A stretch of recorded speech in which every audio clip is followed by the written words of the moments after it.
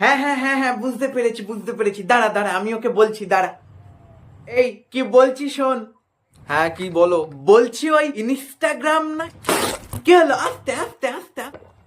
তোমাকে ইনস্টাগ্রামের ব্যাপারে কে বললো? সভ্যই বললো আমাকে, ওর ছেলে নাকি ওর নামে ওখানে একটা অ্যাকাউন্ট খুলে দিয়েছে। হ্যাঁ তাই কি? তুইও আমায় একটা। একদম না, কোনো দরকার নেই ওখানে অ্যাকাউন্ট খোলা। কেন, সভ্য তো খুলেছে, তুইও আমায় একটা খুলে দে না। বলছি তো না, ওখানে অ্যাকাউন্ট খুলতে হবে না তোমার। ফোন সম্পর্কে একটু বেশি জানিস বলে খুব অহংকারী হয়ে পড়ছিস দেখছি।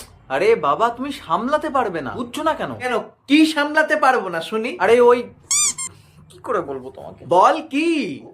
Google pay, phone pay, Facebook, WhatsApp এগুলো শিখে নাও, আরো ভালো করে আগে শিখে নাও, তারপর। না, আমিও সব শিখে গেছি আমিও। ও শিখে গেছো?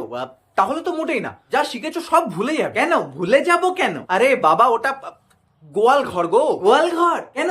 অনলাইনে দুধ বিক্রি হয় নাকি? আরে বাবা, চুপ করবা তুমি। কই, সভ্য তো তেমন কিছু বললো না আমাকে।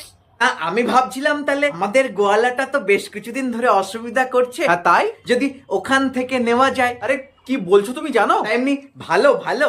আহ, আমিও পাগলের মতো কথা বলছি, তুইও তো কখনো খাসনি, জানবি কি করে? ধ্যাৎ। রে, কোথায় যাচ্ছিস? শোন শোন, একদিন অর্ডার করে দে বুঝলি, আমরা খেয়ে দেখি, যদি ভালো হয় ওখান থেকেই নেব।